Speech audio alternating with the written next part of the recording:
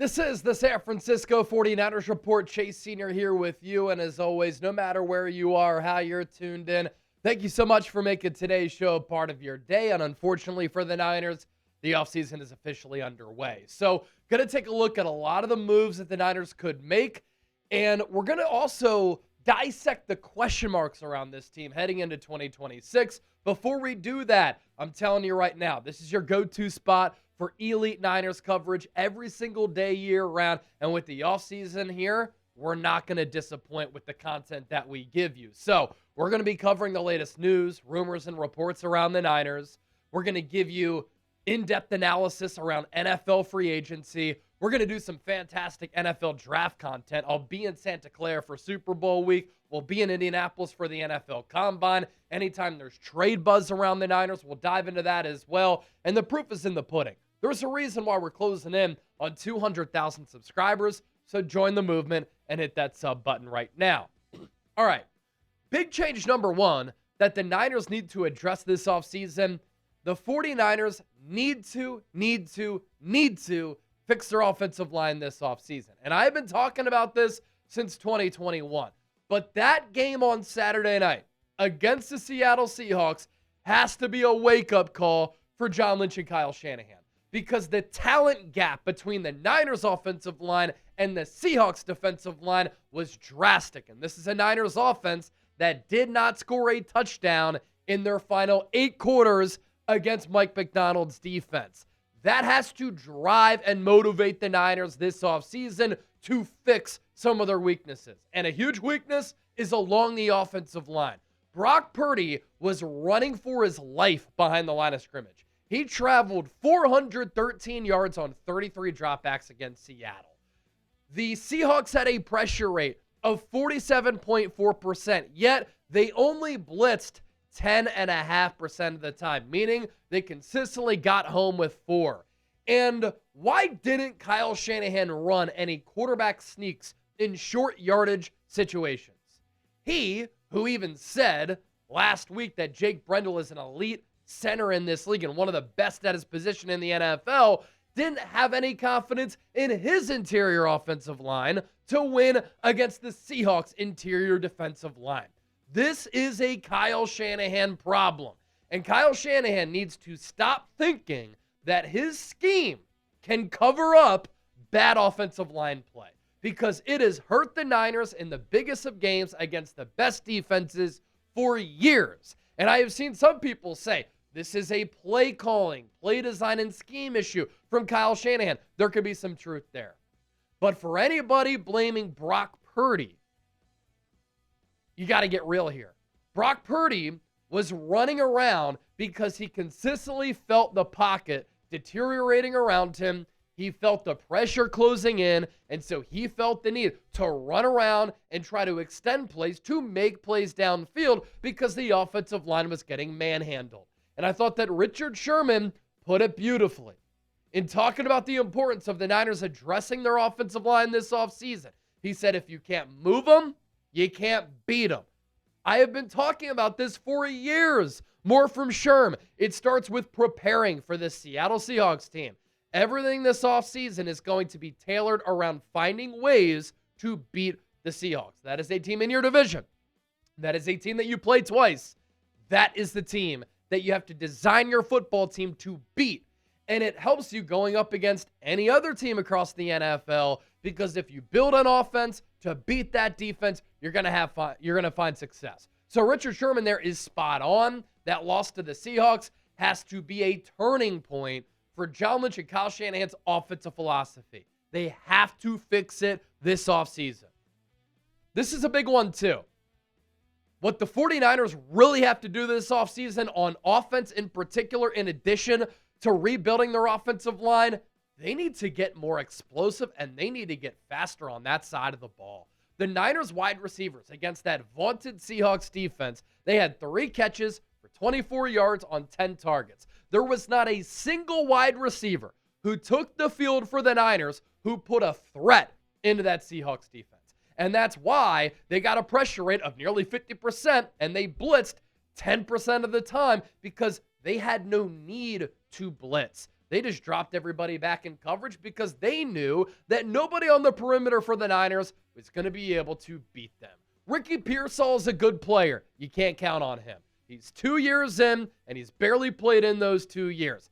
Outside of the gunshot wound, he has suffered from several injuries, and right now, he's an injury-prone player. So I think the Niners should look at these three players in NFL free agency to help them with their lack of explosiveness, their lack of big playmaking ability, and their lack of speed. Alec Pierce, wide receiver for the Colts. Rashid Shaheed, wide receiver for the Seahawks, who they traded for at the deadline. And tight end Kyle Pitts, who you can pretty much use as a glorified wide receiver. Those three players help you get better, more explosive, and more dangerous as a collective offensive unit. Alec Pierce is a phenomenal player. Remember in primetime how he was cooking this Niners secondary? He is tall at 6'4". He's athletic. He can go up and get it. He runs well. He has good hands. He's a willing blocker. He's a great fit for Kyle Shanahan's offense. 47 catches for more than 1,000 yards this year. That's good for 21.3 yards per catch. 6 touchdowns, 1 drop. The year prior, bad quarterback play. Still had 37 grabs for 824 yards. The big thing there, 22.3 yards per catch, 7 touchdowns, only 3 drops. That is the big playmaking ability downfield. In 2023, 32 catches for 514, 2 drops, 16.1 yards per catch. 2022, 41 for 593, 14.5 yards per catch, 4 drops. So the hands have gotten better over time. What's been consistent with him? Making plays downfield. What can the Niners not do? Make a play downfield. Then there's Rashid Shaheed. At the NFL trade deadline, I had said this was one of my favorite moves that any team made. He would be a great complement alongside Jackson Smith-Njigba and Cooper Kupp. And anytime he gets his hands on the football, he is a threat for a house call. What did he do on the opening play of the game? 95-yard kickoff return for a touchdown. How can you use him? As a vertical option, as a gadget guy. There's nobody on this Niners team who can threaten a defense like Rashid Shaheed with that elite vertical speed. And that's backed up by the average yards per catch. He is not a number one. That's fine. You need to get faster, and that's been a problem for this Niners offense over the last couple of years. Kyle Pitts is a fascinating player. He's, 24, 25. He's already been in the NFL for 5 years. The production has been up and down. He cannot block. He is only a pass-catching tight end. But I still think that Kyle Shanahan, with Brock Purdy and Purdy's ability to throw with timing, accuracy, touch, and anticipation, can bring the best out of Pitts. Pitts started to ball out with Kirk Cousins. He has some of the same qualities that Brock Purdy has that I just mentioned here. Kyle Pitts did not play well with Michael Penix, who doesn't have those same strengths. So Kyle Pitts is a freak athlete. He's still young. When you watch him, he has wow athletic traits. And in this offense, I think that he could be highly productive. Good year for him, 88 catches for 928 yards. The drops at times have been a problem, but you don't know when George Kittle's going to come back. And I think that Kyle Pitts, even alongside George Kittle, can really help out this offense. The Niners offense over the last couple of years, it has gotten slow. It has gotten old. Christian McCaffrey, older player. George Kittle, older player. Brandon Ayuk, not going to be on the team next year. Juwan Jennings, Demarcus Robinson, Kendrick Bourne, they're not fast at all. More to get to here on the show. But first, don't forget to give me a follow on my social media pages. I'm giving you so much Niners content here on the 49ers Report, but I'm giving you additional and free Niners coverage on X at Chase_Senior, Instagram at Chase_Senior. Just started that TikTok page at Chase_Senior. You can also find me on Facebook, Chase Senior Chat Sports. Today's 49ers Report is brought to you by PrizePicks. The big game is almost here, and there's no better way to cash in during America's biggest sporting event than PrizePicks, where it always feels good to be right. And since the big game is right around the corner, that also means it's your last chance to get into the football action before next year. So close the season out right with PrizePicks by getting $50 instantly in lineups when you play your first $5. Find your community on PrizePicks. With the new social feeds feature, you can share PrizePicks with your friends and copy lineups from winners with a single click. Copy lineups you like or use them as inspiration for your own picks You can even follow Prize Picks partners like us and tail or fade our picks with just one click. New feature alert, Prize Picks now has early payouts. If your player gets off to a hot start, you now have the option to cash out of those winnings before the game even finishes. And you take a look at some national championship action. Miami, Indiana. This is very Fernando Mendoza heavy. We're going to go more on the passing yards, for instance, the passing touchdowns, and then the passing completions, and then Carson Beck, more than a half passing touchdown. Download the Prize Picks app today. Use the code CLNS. Get $50 in lineups after you play your first $5 lineup. That's code CLNS to get $50 in lineups after you play your first $5 lineup. Prize Picks, it's good to be right. Let's keep it rolling here. I actually think this 49ers defense going into 2026 is in a solid spot. The big question around the defense, who's going to be the defensive coordinator? Is it going to be Robert Saleh? If it's not, look at Raheem Morris. Look at Jim Schwartz. Look at a Brian Flores. But these players being set to return next year, it's going to provide this defense a massive boost and help you where San Francisco really struggled.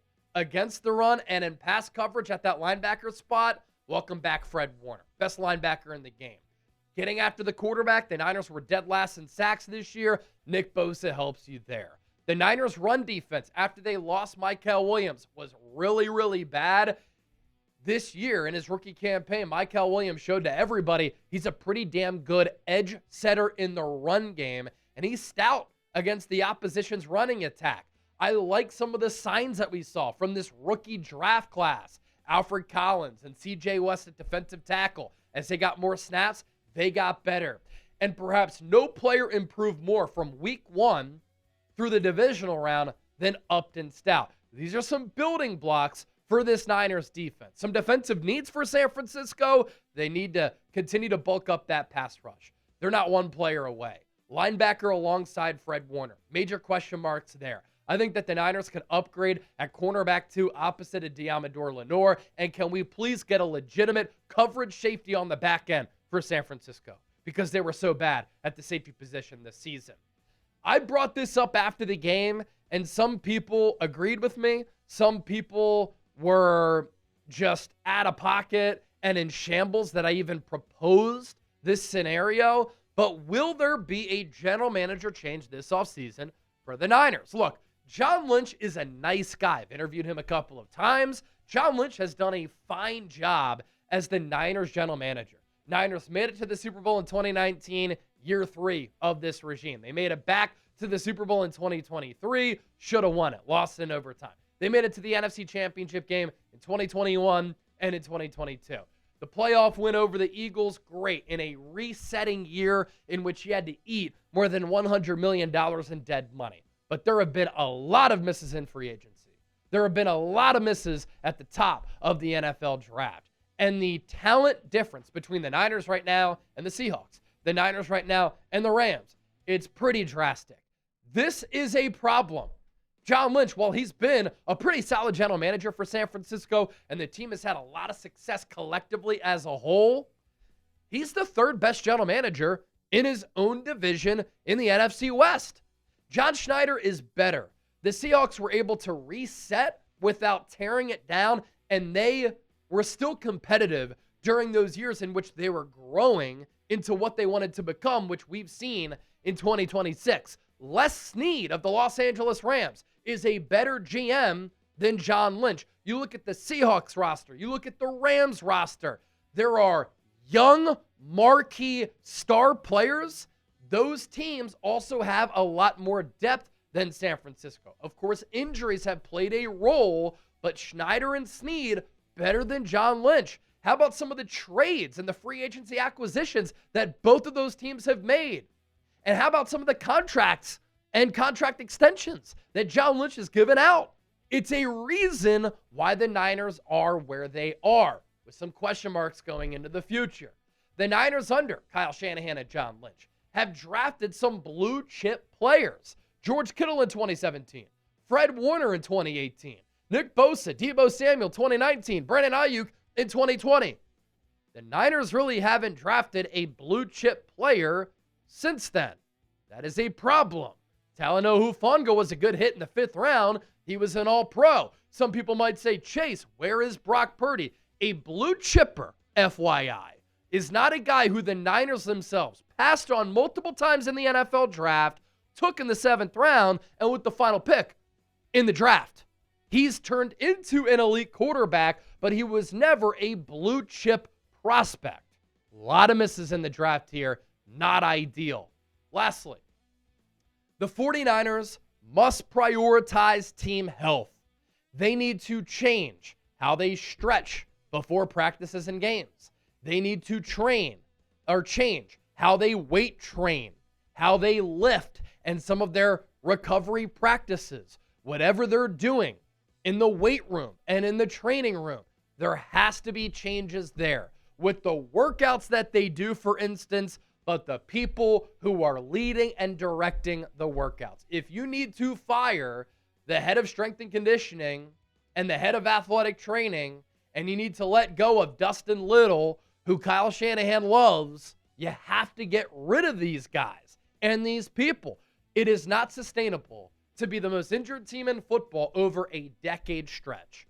Jed York, if you need to spend money to move the practice field to the other side of Levi's Stadium or somewhere in the neighborhood of Levi's Stadium to get away from that electrical substation, which there is a lot of fascinating data and research behind that, potentially causing injuries for the Niners, degrading collagen, degrading tissue, which then over time can lead to soft tissue injuries, which the Niners have suffered more than any team.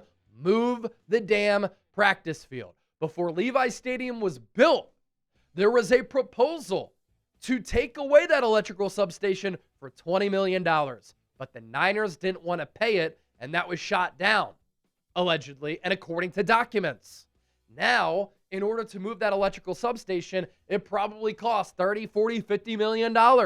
But if this is impacting your multi-billion-dollar business, look into it, get some answers, try some new things, and invest in your players' health. Don't forget to hit that subscribe button. I'm going to be here every single day throughout this offseason. You don't want to miss our coverage. And frankly, I wish the Niners were still playing, but I'm excited for what we're going to do this offseason.